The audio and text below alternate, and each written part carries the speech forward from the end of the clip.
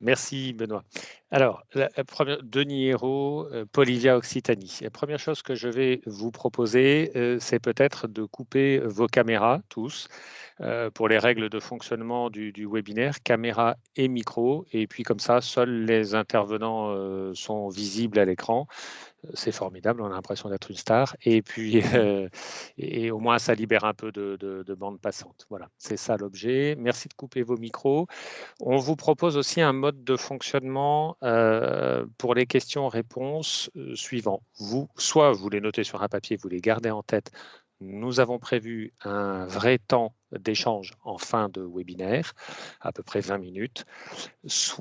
Et vous pouvez les poser par écrit dans le chat. Nous avons toutes vos adresses mail. On répondra à toutes les questions. Donc, si on n'a pas le temps oralement, on répondra aux questions écrites dans le chat. Donc, voilà, n'hésitez pas.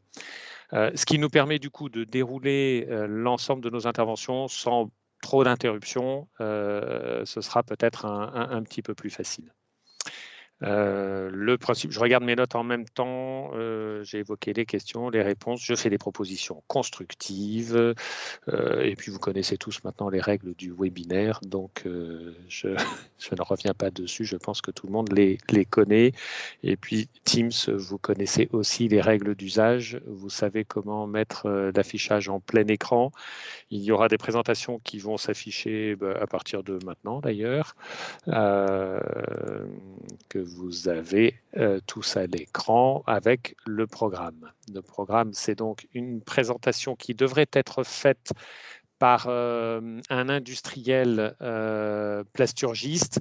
Ensuite, vous aurez une présentation du plan plastique par le conseil régional, une présentation des services d'ADOC par Éric Papin, la démarche régionale économie circulaire par Benoît Thierry qui a introduit cette séance et qui l'a organisée, présentation de l'appel à projet hors plast par Gérard Bardou de l'ADEME et avec Perrine, sa collaboratrice, présente sur Montpellier. Et puis enfin, le temps de questions-réponses et aussi le temps, j'allais l'oublier, mais Antoine Breuillac de Polivia Occitanie qui est tout particulièrement dédié à cette démarche hors plast et incorporation de MPR dans les productions de pièces plastiques en région. Je ne sais pas si Monsieur Dalle est arrivé, mais vous, Benoît, tu me feras signe s'il est là. Je vous présente Polivia en quelques mots. Polivia, c'est l'organisation professionnelle de la plasturgie, des industriels de la plasturgie et des composites en France. Polivia Occitanie, c'est l'antenne régionale de ce syndicat, né en début d'année de la fusion de plusieurs entités sur le territoire national. Globalement, c'est 1300 entreprises adhérentes et plus de 50 000 salariés représentés par cette structure. Nous sommes également adossés à un outil de formation. Je sais que ça en intéressera au moins un parmi vous, mais d'autres également. Polivia Formation, fruit là aussi de la fusion de différentes structures sur le territoire national, formation initiale, formation continue, aujourd'hui sous un seul et même label. Et puis enfin une structure de conseil, c'est-à-dire qu'on est capable d'accompagner nos entreprises, les entreprises de plasturgie, qu'elles soient adhérentes ou pas d'ailleurs, peu importe, par le biais de Via Industrie, qui elle-même regroupe deux entités de conseil aux entreprises. Voilà, le conseil n'étant pas tout à fait la même chose que la formation. Pourquoi je vous présente tout ça? Pour vous présenter quelque chose de cohérent. C'est un seul ensemble, une seule gouvernance pour piloter à la fois l'organisation professionnelle de branche, la formation initiale continue de branche et l'accompagnement opérationnel industriel des entreprises, qui va être un peu le sujet d'aujourd'hui. Et Polivia Occitanie, dans cet ensemble, c'est à peu près 186 entreprises de plasturgie sur la région, référencées comme telles, et 4300 salariés. Voilà. Si vous trouvez les affichages un peu petits, pensez bien à mettre le Teams en plein écran. Monsieur Dalle, est-ce que vous êtes... Je n'ai pas eu Olivier Dalle qui est arrivé, donc Alors, désolé. ce que je vous propose, c'est qu'on lui laissera à ce moment-là peut-être un petit temps de parole quand il arrivera. Il avait un problème de machine, donc je vous prie de l'excuser. Il est les mains dans le cambouis, c'est le cas de le dire. Du coup, Benoît, je te laisse intervenir directement et puis on reviendra sur Olivier Dallapré. C'est ça. Donc, rapidement, moi, effectivement, je m'applique moi-même les questions de respect de timing au mieux, j'espère. Donc, moi, je suis Benoît Thierry, de la région Occitanie, donc, qui porte la compétence à la fois de planification, de la prévention et gestion des déchets et de développement de l'économie circulaire en région Occitanie. Du coup, nos élus ont souhaité effectivement s'approprier le sujet du plastique. Alors, pourquoi ? Parce que à la fois donc cette volonté politique, c'est vraiment un sujet très porté par un certain nombre d'élus, mais c'est aussi ça correspond à une évolution réglementaire forte, hein, européenne, nationale. Ça correspond à une préoccupation citoyenne qu'on entend de plus en plus prégnante tous les jours, notamment au travers des médias, et globalement, de toute façon, une dynamique de transition économique. On est dans une dynamique qui nous entraîne de toute façon vers se poser des questions sur le plastique, la prolifération de la production de plastique et comment éventuellement faire évoluer cet usage. Voilà. Donc cette stratégie plastique qui est liée à notre Green New Deal ou pacte vert dont vous avez certainement entendu parler, a été souhaité par nos élus et son objectif, c'est de promouvoir un nouveau modèle de développement plus résilient autour du plastique en Occitanie. Donc derrière, l'objectif central de ce plan plastique qui a été voté donc du coup en décembre dernier, c'est celui de ne plus envoyer en décharge de plastique du tout. Zéro déchet plastique ultime en centre de stockage. Pour y arriver, on s'appuiera sur 80 actions, un plan d'action de 80 actions qui sont ventilées en 4 gros blocs autour de l'accompagnement du zéro plastique à usage unique, qui est une volonté réglementaire avec un rétroplanning qui est déjà bien fixé. Donc en région, on va accompagner cette dynamique. C'est aussi une ambition autour de la préservation du milieu, mais aussi de la santé au travers d'un gros bloc sur le zéro plastique dans l'environnement, comment on va prévenir, on va sensibiliser et on va piéger ou combattre des problèmes de lutte contre les dépôts sauvages, par exemple, et qui existent aussi au travers du prisme et de l'objet plastique. Et pour ce qui vous concerne plus particulièrement, ce qui nous concerne plus particulièrement aujourd'hui, c'est donc je fais rentrer quelqu'un en même temps.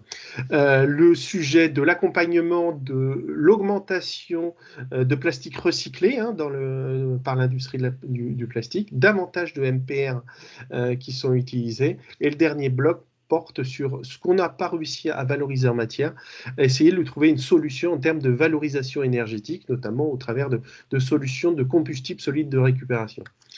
Rapidement pour conclure, parce que je suis arrivé à la fin de mon temps. Donc du coup, le plan plastique, c'est 80 actions qui couvrent des sujets à la fois allant de la prévention, de la sensibilisation, de l'accompagnement par la formation et la recherche, l'amélioration de la collecte plastique, aussi bien les plastiques chez les usagers que chez les professionnels, la préservation du milieu que je vous ai évoqué, et derrière, les sujets de valorisation qui sont importants, dont celui de la matière, qui est le sujet central du jour. Et je n'en dirai pas plus. Donc, ce plan plastique, vous pourrez revenir vers moi. Je vous donnerai plus d'informations dessus. N'hésitez pas. Mais voilà, globalement, l'introduction de ce document stratégique. Et du coup, je passe la main derrière, ou le ballon, à Eric Papin, de l'agence ADOC. Bonjour à tous les participants. Donc, Eric Papin de l'agence ADOC. Donc, de manière très brève, hein, je fais une petite présentation de l'agence pour que vous puissiez savoir à quel moment nous faire intervenir d'une manière générale, hein, pas seulement dans le cadre de cette action. Ensuite, très vite, comment on souhaite s'impliquer à travers cette action. Donc, globalement, ADOC, c'est l'agence de développement économique financée par la région Occitanie. Notre mission globale, c'est de contribuer au développement économique et à la création d'emplois. Et pour ça, on s'appuie sur principalement 4 leviers. Donc, c'est ce qui apparaît dans les petites vagues là. On accompagne les entreprises à différentes étapes, que ce soit par exemple en termes de recherche d'implantation et en termes d'attractivité pour attirer les entreprises sur notre territoire et à les aider à s'implanter. Dans leurs projets d'innovation, je vais y revenir un peu plus en détail juste après. dans leur projet de ce qu'on nomme la croissance. Donc ça concerne les entreprises qui sont en croissance et qui ont des projets d'investissement. On peut les accompagner également sur ce volet-là et sur l'export. Voilà, d'une manière très générale. Sur l'innovation, moi je suis plutôt sur la partie innovation, spécialisée en matériaux et chimie. On accompagne tout type d'entreprises, hein, de la start-up aux ETI en passant par les TPE, PME. Alors, qu'est-ce que ça veut dire accompagner l'innovation? En quelques mots, c'est simplement vous aider en termes de méthodologie à passer d'une idée à un produit ou une solution commercialisée. Et on s'adapte à la typologie d'entreprise en fonction du besoin, de la structure déjà existante de l'entreprise. On s'adapte, on peut intervenir, que vous soyez primo-innovant ou déjà rompu à l'innovation. Il y a toujours des choses à faire et on est là. En gros, pour vous aider à structurer le projet, à chercher des partenaires en région quand il y a vous avez besoin de vous renforcer en compétences auprès des laboratoires ou des autres entreprises. On est là, on intervient en termes de méthodologie, en premier niveau d'information, sur tout un tas de choses, sur la propriété industrielle, sur les marchés, etc. Je dois aller plus vite, Benoît, c'est ça? Et on intervient également de manière un peu plus collective à travers ce type d'action ou l'organisation de journées techniques. Et on couvre tous les secteurs d'activité, hein, pas seulement la chimie. Voilà, on intervient évidemment également sur le financement des projets, qui soient sur des financements régionaux, mais également européens. Voilà. Par rapport à l'action dont on parle aujourd'hui, nous, on souhaite s'investir de manière assez complémentaire à ce qui va être dit après, hein, par Polivia et l'ADEME. On pense que dans un certain nombre de cas, le projet très technique de comment intégrer plus de matières issues de recyclage dans votre process peut déboucher sur un projet plus global d'investissement, d'innovation. Ça peut être l'occasion pour vous, ne l'oubliez pas, de repenser votre stratégie, peut-être d'aller vers des nouveaux produits, des nouveaux marchés.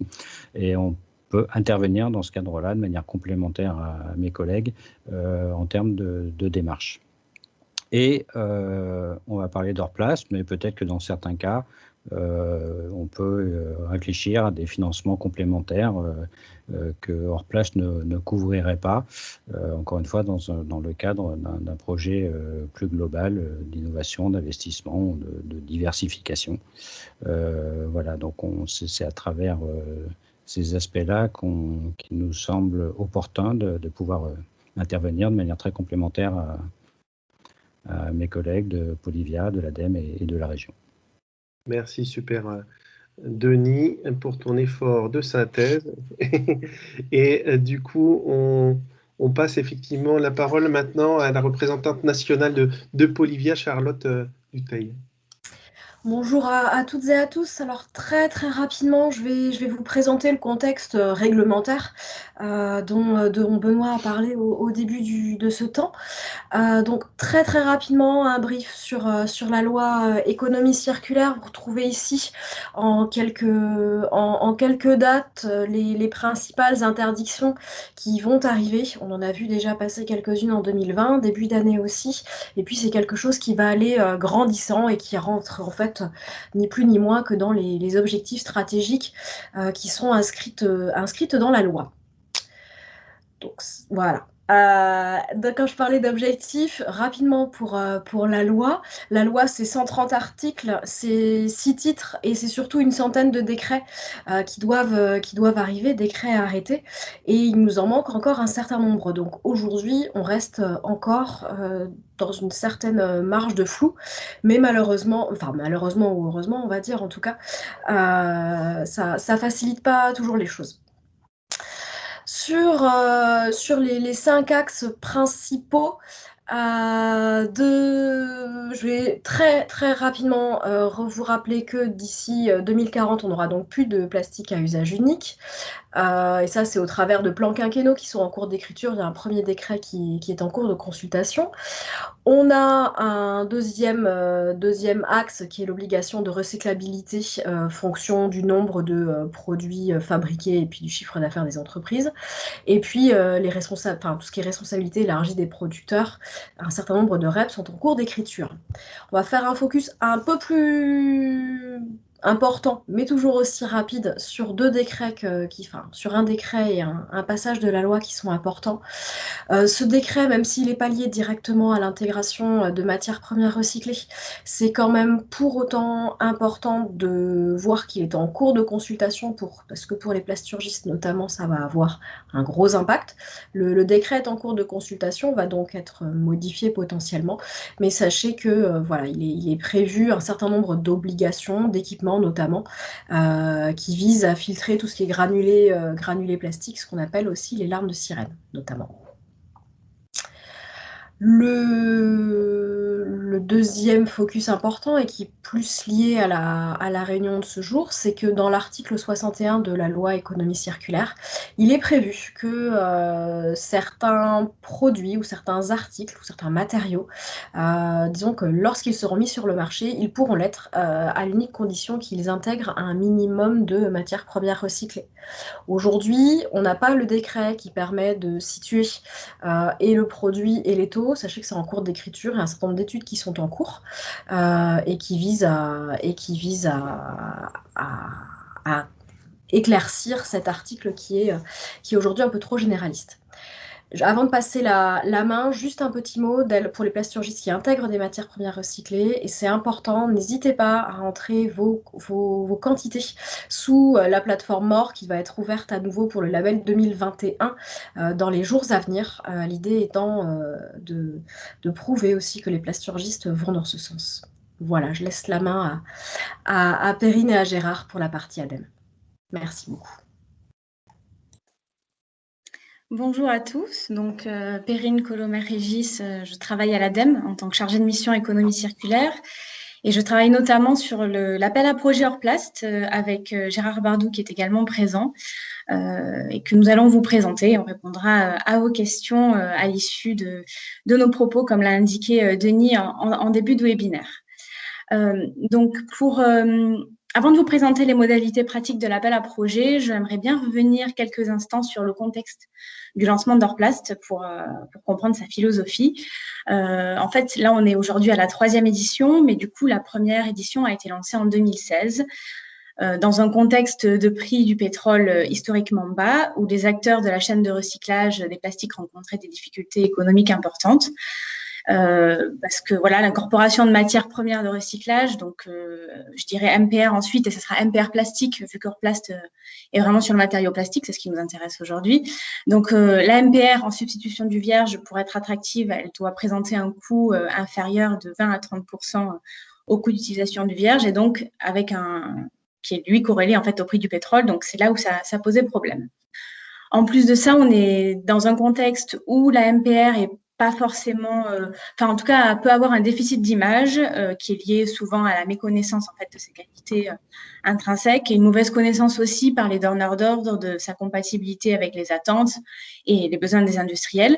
Et donc finalement, on se rend compte qu'aujourd'hui, il y a quand même peu de MPR qui sont réintégrés dans de nouveaux produits en France. Pourtant, on sait bien que ça a vraiment un gain environnemental. Et donc, c'est pour ça que voilà, le dispositif Orplast a été lancé dans ce contexte-là, avec pour objectif de soutenir le recyclage par l'aval de la filière, en fait, en créant une augmentation des volumes de MPR consommés. Donc, je vous l'ai dit, il y a eu une première vague en 2016. On a eu ensuite une seconde vague en 2018. Et donc, très rapidement, pour un bilan, on a eu en fait une centaine de dossiers qui ont été accompagnés pour un montant d'environ 26 millions d'euros. Voilà, donc parallèlement à cet appel à projet, et Charlotte l'a très bien présenté tout à l'heure, on a une réglementation qui évolue, tant au niveau européen qu'au niveau français avec la loi AGEC de début 2020. Et puis, on a également une crise sanitaire et un plan de relance lancé par le gouvernement. Et ce plan de relance, en fait, il vient abonder le fonds économie circulaire de l'ADEME et il s'adresse notamment à la cible des plasturgistes, des plastiques. Et on a notamment 2 axes qui sont en fait finalement Orplast 3, donc c'est dans ce contexte-là qu'Orplast 3 est lancé, qui sont donc une aide financière aux études et aux tests de faisabilité de l'incorporation de matières plastiques recyclées et un soutien financier aux investissements des entreprises dans l'adaptation de leurs équipements dans le but d'intégrer plus de MPR. Donc voilà, donc c'est dans ce contexte-là qu'on a Orplast 3. En parallèle de ça, je ne vais pas le développer là, ce n'est pas l'objectif du webinaire, mais on a des travaux aussi de plus long terme qui visent à sécuriser la filière de recyclage des plastiques. Donc je ne l'aborderai pas, mais voilà, disons que c'est une stratégie plus globale. Donc voilà, donc ceci étant dit, on va passer un peu dans le dur de l'appel à projet que je vais tâcher d'essayer de vous présenter de façon la plus pédagogique possible. Donc déjà, à qui s'adresse cet appel à projet? Donc ce sont les entreprises qui sont sur le territoire français, qu'elles soient petites, moyennes ou grandes. Au début, on l'avait lancé pour les petites et moyennes, on l'a ouvert au mois de janvier aux grandes entreprises.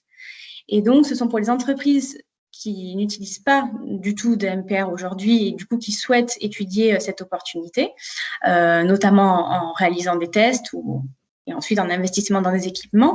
Mais c'est aussi les entreprises qui en utilisent déjà et qui souhaitent augmenter leur taux de MPR et qui pourraient se heurter à des contraintes techniques ou des contraintes sur les produits qui nécessiteraient des études ou carrément des investissements. Et c'est celles aussi qui en utilisent mais qui souhaitent utiliser une qualité différente avec des caractéristiques moins homogènes, par exemple. Donc ça, ce sont pour les cibles. Ensuite, voyons du coup quels sont les projets qui sont accompagnés. Donc aujourd'hui, sont éligibles les dossiers qui portent sur un ou plusieurs des axes qui sont présentés à l'écran. Donc, on a d'abord l'axe 1 qui concerne l'aide au diagnostic et les études de faisabilité. Donc là, ça va être la réalisation de tests pour intégrer de la MPR dans les procédés industriels et des expérimentations pour augmenter le taux de MPR. Donc, c'est l'axe 1.1 qui, en fait, va concerner les projets menés par l'entreprise en interne. On a ensuite donc l'axe 1.2, là, ça va être des études de faisabilité afin de valider la compatibilité avec les contraintes et les procédés de produits. Et puis, intégrer ou augmenter la proportion de MPR dans les processus de la plasturgie. On peut aussi avoir des diagnostics d'optimisation de production, par exemple, réduction des déchets, éco-conception, évaluation environnementale. Donc voilà, ça c'est pour la partie aide au diagnostic et études de faisabilité. Et on a ensuite l'axe 2, là, c'est carrément l'aide à l'investissement. Donc là, c'est les investissements qui vont modifier durablement, c'est l'objectif, les systèmes de production pour les rendre compatibles du coup avec l'usage de MPR ou permettre l'incorporation d'un taux plus élevé que ce qui était déjà le cas pour les entreprises qui utilisaient déjà de la MPR. Alors, ce qu'il faut savoir, c'est que aujourd'hui, il y a des projets qui ne sont pas éligibles. C'est les dossiers qui portent sur le négoce de matières premières issues du recyclage et les dossiers qui portent sur l'activité de recyclage, voilà, tri ou transformation. Là, on aura d'autres dispositifs de l'ADEME qui pourront éventuellement accompagner, mais voilà, ce ne sera pas dans le cadre d'Orplast. Et à savoir aussi qu'il pourrait y avoir d'autres critères qui pourraient être ajoutés prochainement. Là, on vous présente l'état à date, mais l'appel à projet, et je vous le présenterai tout à l'heure, est sur 2 ans et donc peut être amené à évoluer. Je le précise aussi avant qu'on passe aux dépenses éligibles, c'est les conditions préalables pour pouvoir être accompagné. Pour l'axe 1, donc les aides diagnostic et études de faisabilité, il n'y a pas de conditions préalables. Par contre, pour les aides à l'investissement, on va regarder la pertinence de l'investissement dans les équipements et le fait que ça permet vraiment d'utiliser de la MPR. Ça devrait être justifié par des rapports d'études qui pourront en fait être financés dans le cadre de l'axe 1. Voilà, c'est pour les tests et études qui n'ont pas été déjà réalisés, ça peut être fait dans le cadre de l'axe 1. Voilà, donc de manière générale, pour récapituler cette partie-là, les projets soutenus doivent porter sur l'utilisation de MPR en complément ou en substitution de plastique vierge et sur la pérennisation d'intégration de matières plastiques recyclées par les entreprises. À savoir aussi, je préfère le préciser, mais ce n'est pas un critère d'éligibilité, mais c'est que les projets qui s'engagent sur un approvisionnement de proximité seront regardés prioritairement. Voilà, ça n'en fait pas une condition d'éligibilité, mais ça peut permettre de prioriser l'étude des dossiers. Donc, voilà, on peut passer à la slide, voilà, cette slide-là. Donc là, je vais pas tout… Enfin, vous avez à l'écran, en fait, les dépenses éligibles. C'est en fait un petit peu le détail d'un document que vous retrouverez sur notre plateforme de dépôt d'aide, qui est le volet financier. Mais pour citer quelques dépenses, on a du coup dans l'axe 1, comme je disais tout à l'heure, c'est les dépenses internes faites par l'entreprise, donc des dépenses d'études.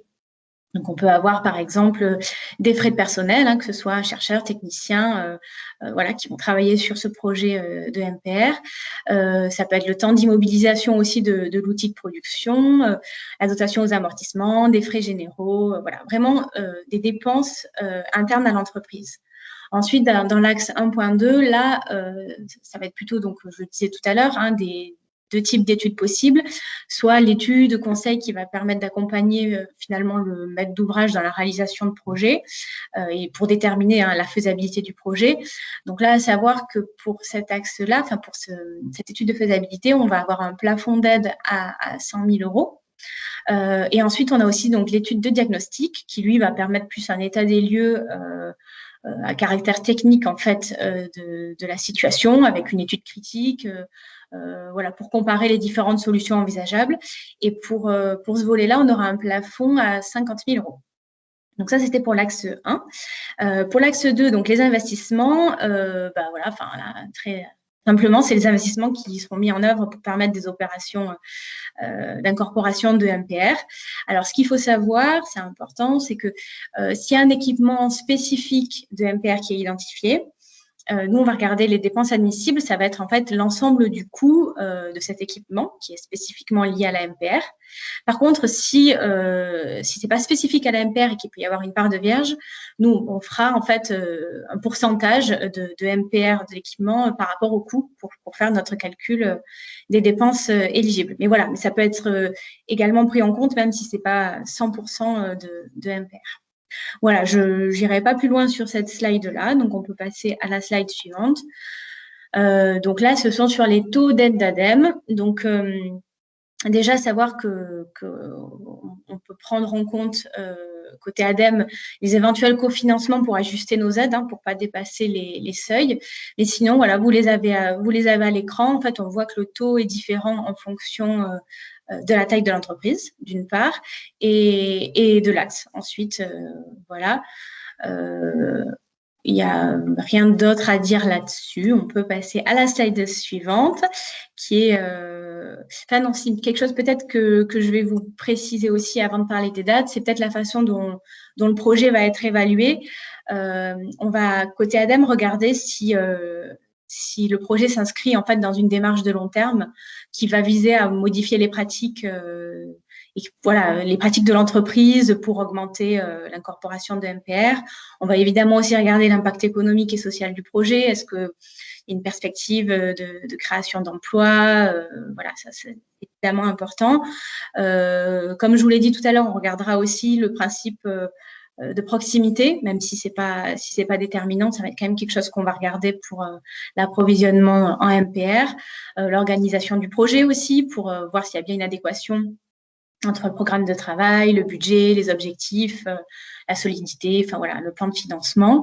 On regardera également les démarches environnementales au global, par exemple la gestion des déchets, l'éco-conception. Et puis l'impact de l'intervention publique, finalement, est-ce que l'aide a un caractère incitatif? Est-ce que ça va faire un changement de comportement? Voilà, ça c'est des critères en fait qui vont nous permettre d'évaluer le projet.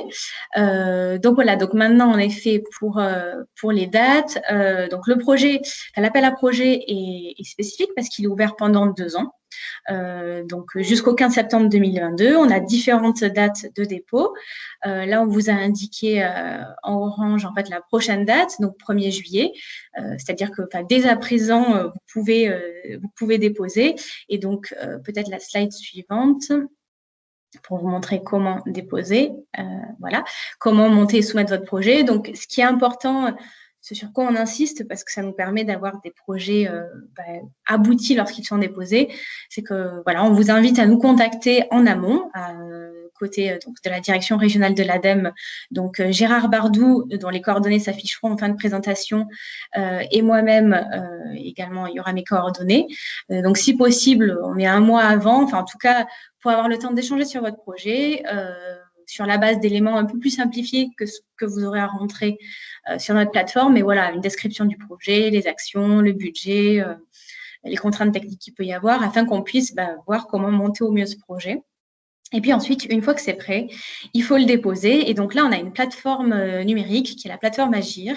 Donc, vous avez le lien sur la présentation qui vous sera partagé ensuite. Et en fait, donc sur cette plateforme, vous retrouverez, en fait, il suffira de créer un compte pour votre entreprise et puis ensuite venir alimenter à la fois un volet administratif avec des données classiques et puis ensuite un volet technique et financier. Et également une fiche projet. Voilà, donc c'est les éléments qu'on recevra qui nous permettront ensuite d'instruire votre projet. Voilà, et je crois que c'est... Alors oui, un petit récapitulatif du coup de mon propos. La slide voilà, qui récapitule ce que je viens de dire. Donc, ce qu'il faut retenir, à savoir qu'on aidera les projets qui portent sur l'utilisation de MPR en complément ou en substitution de plastique vierge, et également les projets qui rendront pérennes en fait les opérations d'intégration de MPR, cet appel à projet et pour les petites, les moyennes et les grandes entreprises, pas pour les projets de négoce de MPR et les activités de recyclage. 6 dates à retenir. Donc, vous avez jusqu'à septembre 2022, mais on vous invite, en fait, si votre projet est déjà prêt, en tout cas, à pouvoir déposer au plus vite, parce que on a cette enveloppe qui a été alimentée dans le cadre du plan de relance, mais qui viendra forcément se réduire quand on avancera dans le temps. Donc, plus tôt on a les projets, mieux c'est. Voilà, donc vous avez le lien. Et puis enfin, finalement, nos contacts, donc Gérard Bardou qui étudie les projets pour la partie ouest de la région et moi-même pour la partie est de l'Occitanie. Voilà, donc j'en ai terminé pour... J'espère que j'ai respecté le temps. En tout cas, je donne la parole maintenant à Antoine Breuillac qui va vous présenter du coup... l'accompagnement de Polivia, notamment dans le cadre de cet appel à projet. Et puis ensuite, on sera disponible avec Gérard pour répondre à toutes vos questions. Voilà, je vous remercie. Timing parfait. Merci, Perrine. Bonjour à tous, Antoine Breuillac de Polivia Occitanie. Je suis le chef de projet dédié à 100% au sein de Polivia sur la question de l'intégration de matières plastiques recyclées dans les usines d'Occitanie. Donc, je vais passer rapidement là-dessus, mais l'idée, c'est qu'effectivement, l'utilisation de la matière recyclée, au-delà de l'anticipation de l'évolution réglementaire qui est en train de se mettre en place via les décrets d'application, elle offre un réel avantage concurrentiel aujourd'hui parce que très peu finalement de plasturgistes utilisent ces matières-là. D'un autre côté, vu que là, on a les coûts des matières premières qui sont en train d'exploser, ça peut être les matières recyclées deviennent compétitives dans une certaine mesure et peuvent répondre à des questions en approvisionnement également. Ça, c'est pour les parties génériques. Alors, pourquoi aujourd'hui, en fait, s'intéresser à cette question et avancer assez rapidement dès à présent? C'est que justement, au sein de Polivia Occitanie, on a mis en place un accompagnement personnalisé sur l'intégration de CMPR, et ce, jusqu'en décembre 2021, donc jusqu'à la fin d'année. C'est quelque chose de nouveau, c'est quelque chose qui est à votre disposition, donc voilà, on vous encourage fortement à le solliciter. Et concrètement, voilà, c'est moi qui suis en charge de cette question-là. Et le deuxième point, enfin les deux points sont corrélés finalement, c'est que l'ADEME voilà, met en place le dispositif de financement exceptionnel par la hauteur des financements qui sont proposés. On est sur l'ordre de plus de 100 millions d'euros jusqu'en septembre 2022. Et comme ça a été évoqué précédemment, effectivement, il faut utiliser au plus vite ces financements parce que voilà, il y a une fourchette qui est allouée. Une fois qu'elle sera vidée, on ne pourra plus y accéder. Oui. Alors, toute l'idée de du dispositif que nous, on propose d'accompagnement au sein de Polivia Occitanie. C'est quelque chose qu'on met en place en 4 parties. Et en fait, la première partie, c'est que moi, je prends contact avec vous ou vous prenez directement contact avec moi parce que vous posez la question. Donc, vous n'avez pas forcément des pistes ou une réflexion aboutie sur la question, sur comment je peux avoir de la MPR. Donc, moi, très concrètement, on s'appelle, je viens dans votre usine, on se prend un rendez-vous de 2 heures pour que je comprenne les plastiques que vous utilisez, pour quel cahier des charges, quel grade et quelles applications, et voir sur quelle matière on peut envisager aujourd'hui, avec l'état actuel du marché, de la disponibilité en termes de volume, de prix et de qualité, pour les substituer vos matières vierges par des matières recyclées. On fait aussi un point, alors ça n'a pas été évoqué précédemment, mais c'est un point qui est très important, c'est l'utilisation finalement des chutes et des rebuts pour voir comment on peut les réutiliser au sein de votre production, parce que ça s'inscrit totalement dans le plan plastique régional qui est de limiter au maximum les déchets, notamment ici nos entreprises. Une fois qu'on a abordé ce premier spectre, l'idée c'est que je puisse comprendre les blocages qui sont encore les vôtres. Donc ça peut être un problème technique, voilà, on a fait un essai, mais finalement la MPR qui a été sélectionnée ne nous a pas convenu, le produit n'était pas conforme au cahier des charges ou n'a pas passé la qualification client. Voilà, donc ça peut être un problème financier, on veut bien y aller, mais on n'a pas les ressources nécessaires ou un obstacle réglementaire. Voilà, qui impose effectivement, si vous voulez, un grade de polypropylène recyclé apte au contact alimentaire, bah non, dans l'état actuel de l'art, on ne peut pas vous en proposer. Donc voilà, donc on essaie d'identifier ces points de blocage, et l'idée c'est, au-delà du réglementaire auquel on ne pourra malheureusement pas répondre, pour les techniques et le financier, on vous propose d'aller sur 3 axes.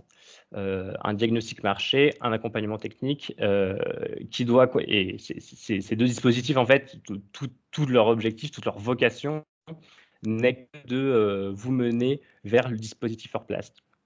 Pourquoi? Parce que le dispositif hors place, finalement, c'est quelque chose de très puissant et très complet, mais parfois ça peut faire peur d'investir beaucoup de temps à monter un dossier, par exemple, et vous voulez des résultats préliminaires avant d'engager le procédé. Donc, très concrètement, une fois qu'on a fait cet audit très rapide de moins de 2 heures, ce qu'on propose, c'est un diagnostic marché. Donc, un diagnostic marché, qu'est-ce que c'est? C'est on a répertorié, par exemple, un polyamide, 6 ou 12, avec un grade correspondant, et on veut et l'idée, c'est qu'on définisse bien le cahier des charges ensemble. Donc, ça peut être un PA 6, tenue au feu V0, coloris gris et résistance au froid -10 avec une caractéristique technique associée.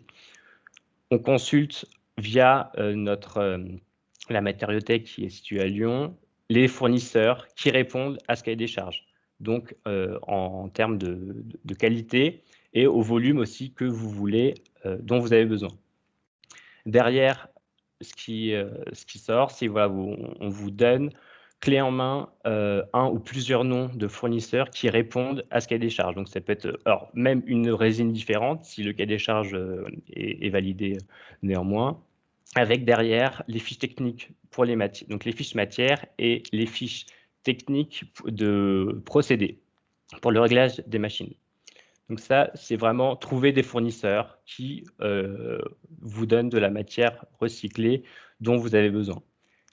L'idée, c'est qu'on propose également, alors en fait toutes ces parties-là, le diagnostic marché, l'accompagnement technique et hors place, ce sont des parties indépendantes les unes des autres. Et en fonction de l'état d'avancement de votre réflexion, on s'orientera vers l'une, l'autre ou l'ensemble de ces prestations. L'idée, c'est que effectivement, si on part d'une page blanche, on peut passer préférentiellement par cette solution-là, qui est d'abord de trouver des fournisseurs. Dans un deuxième temps, une fois qu'on a trouvé un fournisseur avec une matière qui correspond à notre cahier des charges, on va vers un accompagnement technique qui est proposé par le Centre de la technique de la plasturgie IPC, qui va qualifier les matières, les MPR recyclés identifiés lors du diagnostic marché, ou si vous les avez déjà identifiés, ils vont récupérer les fournisseurs que vous-même vous avez identifiés en amont. Une fois qu'ils ont qualifié la matière, ils vont pouvoir réaliser les éprouvettes pour la traction et faire tous les tests associés, donc les tests techniques, mécaniques, thermiques et autres. Et ils vont donner le rapport pour voir jusqu'à quel taux il est possible de monter en MPR pour correspondre à vos applications. Donc, c'est une partie plus technique de l'accompagnement. Et alors, je dis pas enfin, parce qu'effectivement, enfin, si on a fait ces deux dispositifs au préalable, mais on peut passer directement sur monter le dossier hors place. L'idée, c'est que c'est vrai que moi, dans le cadre de mes missions, je vous aide à monter le dossier hors place, parce que pour monter donc le dossier administratif, donc ça va assez vite, hein, il faut juste les résines qu'on veut utiliser, les matières recyclées dans lesquelles on veut investir pour se substituer à la matière vierge. Il y a un volet technique qui est assez important qui consiste à détailler très fortement le projet sur tous les axes, qu'est-ce que ça va apporter et de justifier toutes les dépenses. Et enfin, une partie financière qui va définir un budget prévisionnel, comme tant sur les études en interne que les études d'externe et sur les investissements qui seront réalisés. Voilà, donc en fait, pour conclure, l'idée c'est que au-delà justement de l'audit qui est proposé pour faire un bilan très rapide et un point où vous en êtes, c'est de proposer un panel, alors moi j'appelle ça en escalier, qui, selon l'avancement de votre démarche, on peut vous proposer des fournisseurs. Alors très concrètement, en fait, c'est assez concret, hein. Au-delà des termes diagnostic marché, c'est trouver des fournisseurs qui vous correspondent. Et l'accompagnement technique, ça veut juste dire valider la matière et valider dans une certaine mesure la qualité du produit et faire des essais externes pour voir jusqu'à quel taux de matière recyclée on peut incorporer avec cette matière sélectionnée. Le dossier hors plast, c'est effectivement un accompagnement sur le montage du dossier. Effectivement, on est en partenariat très fort avec l'ADEME et on travaille de concert, donc il n'y aura pas de doublon à craindre à ce niveau-là. Mais effectivement, l'idée, c'est de vous accompagner de A à Z et le Z étant hors plast. L'idée aussi, c'est qu'au niveau du timing, au niveau de la durée, je le répète, c'est que l'audit, c'est juste 1 heure, l'ordre de grandeur. Pour le diagnostic marché, on est sur l'ordre de 3 jours. L'accompagnement technique, l'ordre, c'est 1 semaine. Et monter un dossier hors place, alors ça va dépendre si vous avez déjà un projet dans lequel vous voulez aller. Ça va de la semaine jusqu'au mois maximum. Donc ça, c'est pour donner aussi un repère temporel et voir donner des dates précises sur lesquelles on peut avancer. Et encore, donc là, c'est ce qu'on vous propose. Mais c'est vrai qu'au-delà de ce qu'on vous propose, clé en main, l'audit, le diagnostic marché, l'accompagnement technique, vous n'avez pas grand-chose à faire de votre côté. C'est nous qui vous proposons ces offres-là. Le dossier hors place, faut le monter de concert, c'est sûr, mais c'est tout à fait modulable. Il n'y a pas d'obligation, de faire de diagnostic marché avant l'accompagnement technique, avant le dossier hors place. Voilà, c'est des choses qu'on vous propose en fonction de vos besoins. Donc, c'est à l'issue de l'audit que ensemble, on se met d'accord sur vers quelle solution on veut aller. Si vous en avez une nouvelle ou quelque chose auquel on n'a pas pensé, évidemment, on est tout à fait ouvert à ces propositions-là. Donc voilà, donc pour finir, effectivement, je suis là, je finis. Je suis là, voilà, donc personne dédiée en Occitanie. C'est vrai que moi, c'est 100% de mon temps de travail sur cette question-là très précise. D'un côté peut-être un peu plus technique aussi, jusqu'à la fin d'année. Donc n'hésitez pas à revenir vers moi pour échanger sur cette question. Et je m'arrêterai là. Merci. Eh bien, super, merci. C'était très clair, Antoine. Merci pour ton exposé ainsi qu'à Perrine juste avant. Je crois que Olivier Dalle nous a rejoint en cours de présentation, s'il souhaite ajouter un petit mot. Autrement, on va directement passer aux questions. Monsieur Dalle, vous êtes bien là? Oui, vous m'entendez? Oui, parfait. Oui, bonsoir à tous et vraiment, excusez-moi pour ce retard, mais bon, un problème technique et je pense que tout un chacun connaît ces problèmes. Donc, vraiment très heureux d'être parmi vous ce soir. Je tiens à vous dire que je suis là sous plusieurs casquettes. Alors déjà en tant qu'industriel et spécialiste du recyclage, en tant que président de Fédérec Occitanie et aussi en tant qu'administrateur de Polivia Occitanie. Il faut savoir que le Orplast et ce qui est en train de se mettre en place, c'est vraiment une exclusivité au niveau national. La région Occitanie, Polivia, l'ADEME et Fédérec ont su monter un dossier pour vraiment nous accompagner. Moi, en tant que gérant de Environnement Massif Central, nous sommes une société spécialisée dans la collecte, le tri et la valorisation des déchets, avec deux spécialités. Une principalement dans les polyoléfines, donc on prend les déchets plastiques en mélange, issus post-consumeurs. Nous avons toute une série de machines de tri optique qui nous permettent de décortiquer le déchet. Une fois que nous avons décortiqué les déchets par résine et aussi par couleur, que ce soit le polyéthylène et le polypropylène, nous procédons à une étape de broyage, de lavage, et ensuite nous faisons un compound selon les besoins de nos clients. Et aujourd'hui, j'ai besoin de vous, du moins tous les gens qui font mon métier ont besoin de vous, utilisateurs de matière, pour pouvoir incorporer nos produits. Alors, moi, je suis totalement conscient de la difficulté que vous pouvez avoir parce que c'est un changement de méthode de travail, il va falloir faire des réglages, il va falloir que vous compreniez nos matières et que vous puissiez l'utiliser. C'est vraiment pas facile. C'est bien pour ça que Orplast est mis en place. Et aussi, Antoine Breuillac sera vraiment là pour vous accompagner dans toute cette démarche, aussi bien l'audit pour savoir quelle quantité de matière recyclée vous pouvez mettre et sous quelle forme. C'est une personne de très haut niveau, hein. Il a été modeste, mais Antoine a fait quand même une thèse sur le recyclage des élastomères, hein. Donc, on a, comme on dit maintenant, un talent avec nous.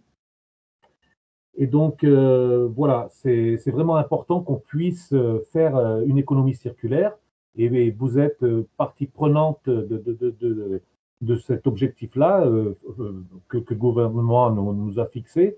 Et sans vous, rien n'est possible. C'est-à-dire qu'on est capable de trier, de laver les plastiques, mais si derrière on n'a pas des utilisateurs, eh ben, on n'arrive pas à boucler la boucle. Donc voilà, moi je pense qu'on est une industrie jeune. L'avenir est devant nous. On est en train de faire notre mue, c'est-à-dire en train de disrupter, comme on dit. Donc, ça va être des nouvelles méthodes de travail. C'est deux mondes qui ne se connaissent pas et qu'il va falloir qu'on se connaisse, qu'on comprenne les problématiques des uns et des autres. Ça va être beaucoup de discussions. Je pense que l'avenir est devant nous et que c'est un très beau challenge qu'on pourra relever, mais on le relèvera seulement tous ensemble. Et vraiment, je tiens encore à remercier la région qui vraiment nous soutient aussi bien les services, aussi bien financièrement. Je retiens à remercier l'ADEME à travers l'ADEME, l'État aussi, et bien sûr Polivia, et qui sont là pour nous soutenir et pour nous aider à arriver au bout de notre mission. Merci bien et bonne soirée à tous. Parfait, merci Monsieur Dalle pour votre intervention. Donc, je vous rappelle effectivement que vous pouvez poser vos questions courtes dans le chat ou alors prendre même la parole en vous manifestant. J'ai déjà quelques petites questions. Avant cela, je voulais aussi vous rappeler que au-delà des dispositifs qui ont été évoqués par l'ADEME dans le cadre d'Orplast, faut bien avoir en tête, et Éric Papin l'a évoqué tout à l'heure, d'ADOC, que la région aussi a à disposition des moyens financiers pour pouvoir compléter ce qui se fait alors dans le cadre d'Orplast ou pour des entreprises qui ne rentreraient pas dans ce cadre-là mais qui souhaitent s'investir sur le recyclage, sur des résines recyclées. Donc, vous avez l'ensemble des coordonnées sur la dernière slide, aussi bien la région que l'ADEME. De toute façon, nous sommes tous à disposition pour atteindre ce but collectif d'intégrer davantage de matières plastiques recyclées dans les process de fabrication. Alors, les questions que j'ai, je pense que c'est avant tout à l'attention de l'ADEME. Quel est le délai d'instruction des dossiers d'Orplast ? Alors, la réponse n'est pas évidente parce qu'en fait, ça va dépendre du dossier.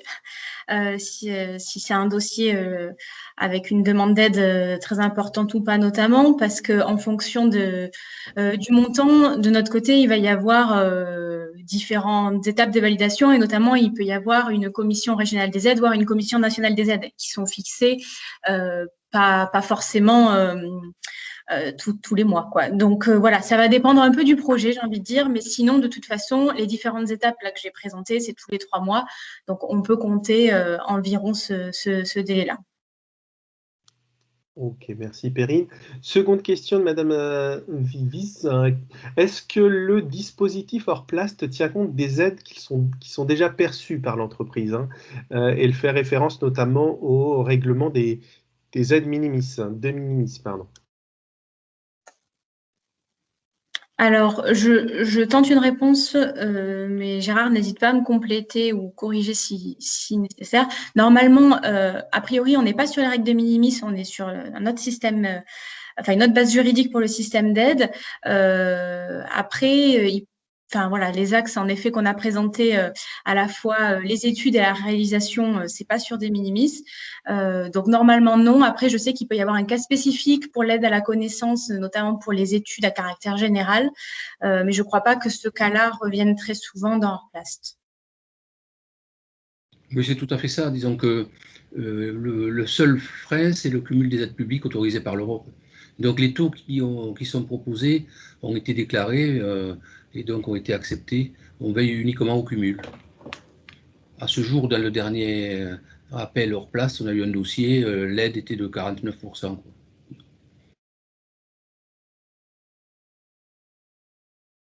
Voilà, je vous ai remis à l'écran du coup l'intensité d'aide maximale, aide publique confondue. Donc effectivement, si tout peut être assumé effectivement dans le cadre ADEME, c'est très bien, mais ça peut être aussi d'autres financeurs que l'ADEME qui viennent plafonner l'aide à ce niveau-là. Donc du coup, ça peut être la région, mais aussi d'autres cofinanceurs qui peuvent intervenir quoi qu'il en soit.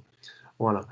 La dernière question que j'ai de Madame Lapère, porte sur l'accompagnement technique et elle se pose la question de savoir s'il est à la charge de l'entreprise, cet accompagnement technique parmi les phases que tu as développées, Antoine. Alors oui, c'est une bonne question. Effectivement, l'accompagnement technique, il est à la charge de l'entreprise. Néanmoins, je parle sous le contrôle de mes confrères de l'ADEME, une subvention publique via l'ADEME est possible. Donc, l'idée, voilà, c'est de vous. Effectivement, vous êtes moteur, c'est vous qui prendrez en charge cette partie-là, mais vous aurez une subvention publique si vous y souscrivez. Oui, je me permets de compléter du coup tes propos, Antoine. C'est quelque chose qui est encore en cours de discussion. On est en train de voir sous quelle modalité. Voilà, donc on reviendra vers vous prochainement là-dessus pour préciser ça. Pour l'instant, c'est toujours en cours de discussion. Oui, et effectivement, et pour compléter la question, c'est effectivement sur mon plan en 4 parties que je présentais, l'audit et donc la première partie est Orplast, l'accompagnement Orplast sont gratuits, sont pris en charge par Polivia, la région et l'ADEME. Les diagnostics marchés et les accompagnements techniques, effectivement, eux sont pris en charge par l'entreprise, mais avec une subvention possible via l'ADEME et via des modalités qui n'ont pas encore été fixées. Tout à fait. Voilà. Quoi qu'il en soit, il faut retenir que sur ces diagnostics marché et accompagnement technique, vu que c'est un enjeu prioritaire à la fois du plan de relance et du plan plastique régional, on sera en capacité, je pense, de vous accompagner significativement, quoi qu'il en soit. Donc c'est le message qu'il faut retenir aujourd'hui. Je pense que vous ne serez pas tout seul à assumer si vous souhaitez vous engager dans cette voie-là, bien au contraire.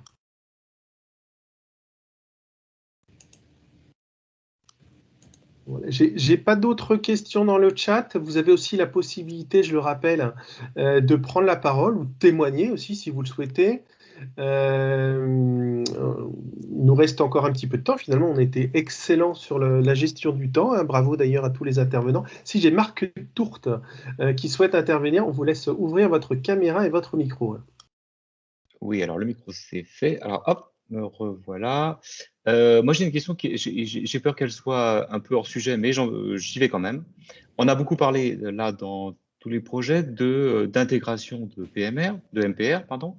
On n'a pas parlé donc de régénération de matière. Or, on sait que il y a des gisements en fait de matière qui ne sont pas recyclés pour des raisons de volume et pour des raisons de distance.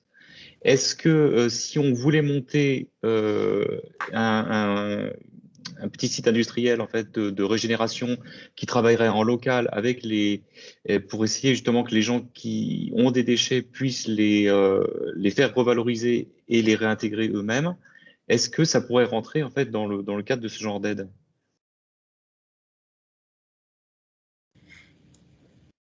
Ça ne rentrerait pas dans le cadre d'Orplast, mais comme le disait Perrine tout à l'heure, il y a d'autres aides sur le programme plastique.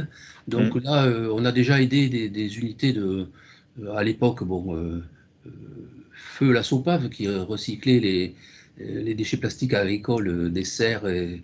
Et donc, on avait aidé à la mise en place du procédé, et plusieurs fois, parce qu'il fallait optimiser une fois le lavage, une fois une autre partie de l'installation. Mais là, il y a une analyse économique et on veille à la viabilité économique du projet. Et ce sont des projets qui sont éventuellement finançables. D'accord. Merci beaucoup. Merci. Je vais compléter, mais même chose côté région, effectivement. J'ai présenté très rapidement au début le plan, la stratégie plastique. C'est 80 actions. 80 actions, donc du coup, il y a forcément celle qu'on évoque aujourd'hui de l'accompagnement et de l'investissement de la région sur ce que fait Polivia et sur Orplast. Mais il y a également plein d'autres actions complémentaires qui sont avisées, puisqu'on vise un objectif global de zéro plastique ultime enfoui, et ça, on sait que tout ne va pas passer par Orplast. Donc, quoi qu'il en soit, on est en capacité, avec l'ensemble des dispositifs régionaux, d'étudier avec bienveillance tous les projets qui pourraient arriver sur ce sujet de réduction des plastiques ultimes.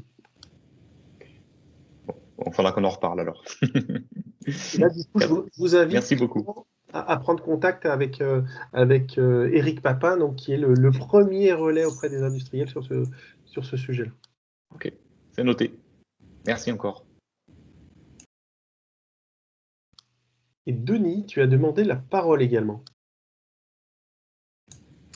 Oui, merci Benoît. Je voudrais en profiter, on évoque des aspects techniques, chimiques, financiers, directement liés au plastique ou aux actions que peuvent accompagner l'ADEME et la région par ailleurs. Sur ce thème du recyclage des plastiques, moi je voudrais juste revenir sur un aspect qui est important qu'Antoine a évoqué.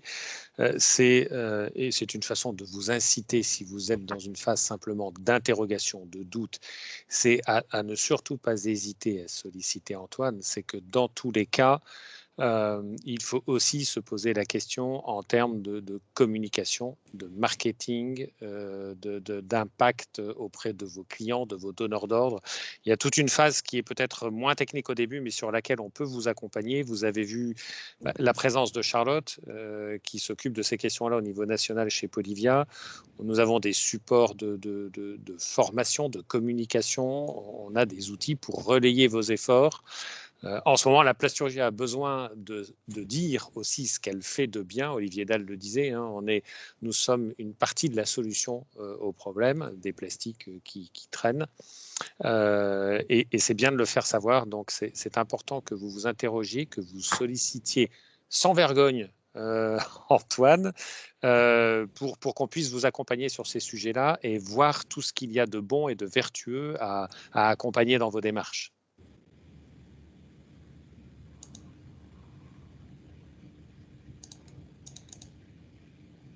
J'ai Madame Marie-Laure Chadourne qui souhaite également prendre la parole. On vous écoute. Oui, merci. J'avais une question donc sur CMPR, là tout à l'heure, Olivier parlait d'industrie jeune. Et c'est vrai que c'est sûrement très difficile d'arriver à se faire connaître face aux grands majors des plastiques, hein, les Solvay, Dupont, et pour ne pas les nommer. Moi, en tant que société utilisatrice de plastique, comment je peux avoir connaissance de CMPR? Donc j'imagine qu'il y a déjà des sociétés qui transforment ces matières. Comment elles peuvent être visibles des prescripteurs que peut être ma société? Ou est-ce qu'on est vraiment aux prémices et qu'à l'inverse, il faut partir comme l'expliquait tout à l'heure Antoine, partir d'un cahier des charges et effectivement construire la matière première recyclée qui conviendra à notre application. Je ne sais pas si j'ai été claire dans ma question. Si. Alors là aussi, Antoine va vous permettre de dégrossir ce sujet-là. C'est-à-dire que je ne suis pas persuadé qu'on n'a pas la prétention de connaître absolument tous les faiseurs de matière à façon. Hein. Il en existe un certain nombre sur la région et bien sûr en dehors de la région. Mais Antoine est précisément là pour vous orienter. On a un service matériothèque national qui a une liste assez conséquente de fabricants nationaux, internationaux.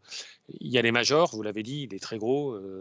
Bon, ils font ce qu'ils veulent comme ils veulent. Et on dit merci, surtout en ce moment, quand ils vous livrent. Mais il y a aussi des petits et il y a des gens capables de fabriquer à façon. Donc là, on est capable de vous accompagner et de vous orienter. Si ça n'existe pas, on n'inventera pas. On n'est pas magicien. Mais si ça existe, on va savoir trouver. Donc, vous appelez Antoine.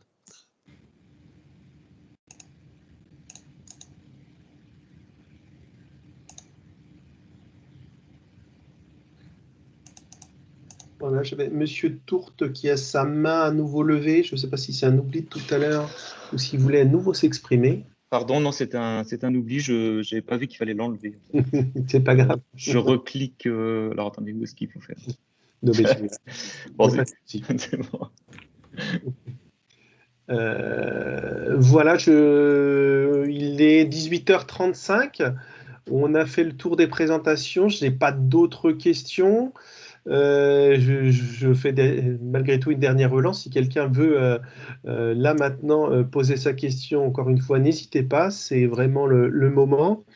À défaut, de toute façon, et c'est aussi le but cette dernière slide avec l'ensemble des coordonnées, vous avez donc du coup en premier et tout en haut le contact d'Antoine, que vous avez compris qui est une personne clé qui est en capacité et qui a été choisi justement pour vous accompagner dans cette démarche-là. Avec Denis Hérault en soutien. Vous avez également les coordonnées des deux intervenants de l'ADEME qui sont vos référents et vos interlocuteurs privilégiés par rapport à Orplast. Et puis, pour finir, effectivement, les acteurs que sont Éric Papin d'ADOC, l'agence de développement, donc qui vient en soutien de la région pour vous accompagner, et moi-même, pour au quotidien répondre à l'ensemble des questions que vous auriez à poser. Je vous informe qu'à l'issue de la réunion, nous allons vous transmettre, puisqu'on est allé assez vite quand même, le diaporama était copieux, nous allons vous transmettre l'ensemble du support où figurent justement ces coordonnées, les liens vers Orplast et ainsi de suite. Et nous avons enregistré la session, le webinaire, donc nous allons également vous le transmettre pour, si vous le souhaitez, le revoir tranquillement ou le transmettre également à des confrères à vous qui n'auraient pas pu être présents aujourd'hui. Voilà. Et si tu me permets, Benoît, je voudrais juste rajouter un mot pour remercier l'ADEME et le Conseil régional, parce que je ne sais pas si les industriels autour du micro, autour de la table, j'allais dire, on va dire autour du micro, le mesurent pleinement, mais nous avons beaucoup de chance en Occitanie parce qu'a été mis en place un dispositif grâce à la participation active de la région et de l'ADEME, et en amont de ce qui s'est fait ailleurs, vous avez un dispositif assez singulier et original qui fait que quelqu'un est disponible pendant 1 an pour travailler à vos côtés et vous aider à dégrossir ces sujets-là qui sont des sujets éminemment complexes, mais qui sont des sujets d'actualité, Charlotte l'a dit. Donc, merci à vous parce que ce soutien est véritablement opérationnel et efficace et tant mieux pour nos industriels. Eh bien, merci à tout le monde, à tous les intervenants. Et du coup, on vous souhaite une très bonne soirée à tous et on vous dit à très bientôt. Merci. Oui, merci beaucoup. Au revoir. Au revoir. Au revoir. Bonne soirée. Et à bientôt. Au revoir. À bientôt, au revoir.